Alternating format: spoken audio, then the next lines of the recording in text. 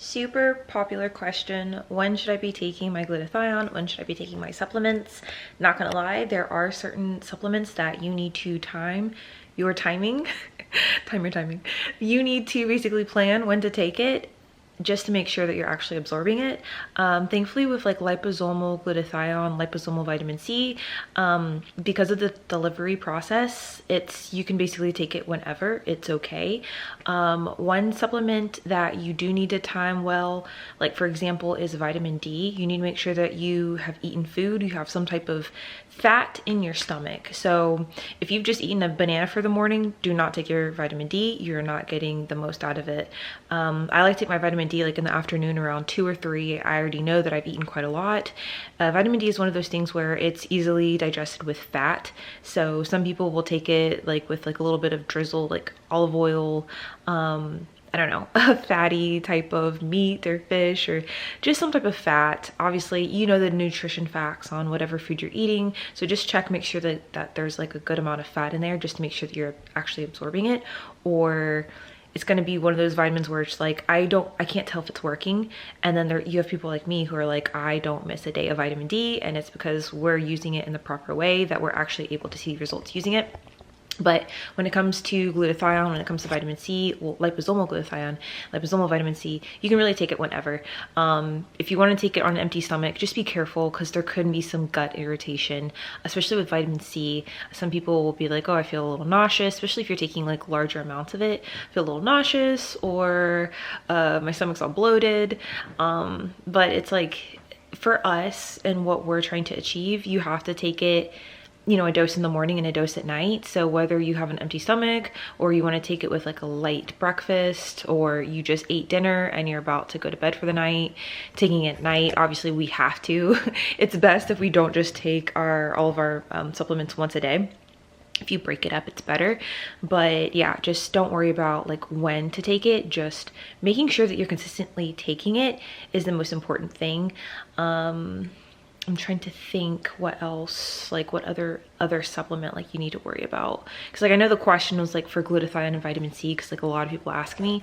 And I'm just like, you need to take it whenever you can. But as far as like it being absorbed or bioavailable, that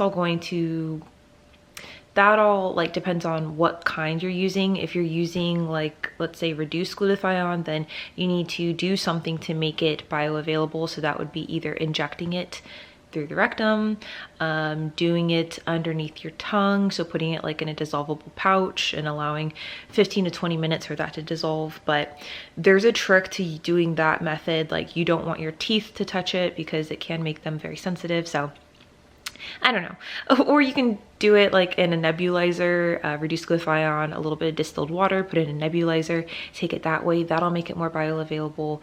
Or you can just take liposomal glutathione or acetyl. So those are all of the ways where, you know, you can get it into your bloodstream. But as far as like a time of day, like for us, we just need to take it. And worry about the kind of glutathione that you're taking. Also, for me, I was having really bad breakouts, and I was like trying to figure out what it was about my diet and just like my everyday routine that was making me have breakouts. And I'm starting to see more and more people saying that like glutathione is making them break out. Has anyone else noticed this? Has anyone else had this issue?